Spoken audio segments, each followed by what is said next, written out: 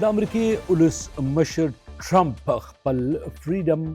پروجیکټ چې دی هغه ځنډولی دی او وایي د ایران سره بیا خبرې اترې کول غواړي، خو که ایران خبرې ونه مني نو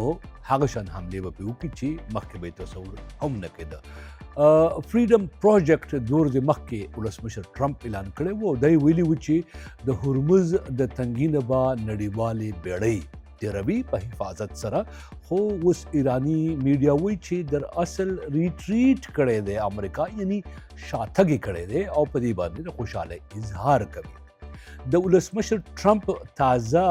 دړکو ته په ځواب کې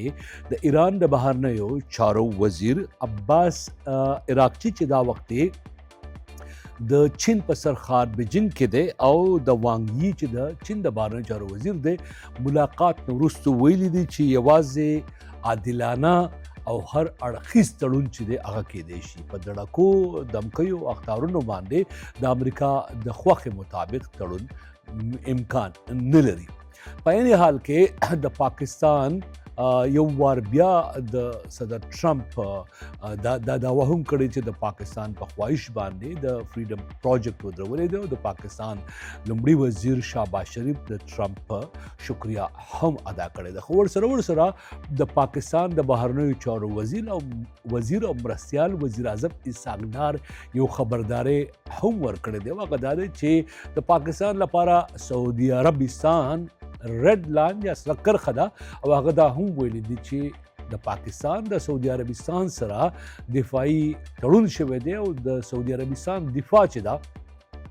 دا په هر حال کې اسلام آباد غواړي په نظر کې وساتي. د ځینو څېړونکو خیال دا دی چې د پاکستان د لخوانه دا بیان راتګ دا معنی ورکوي چې په منځني ختیځ کې کچري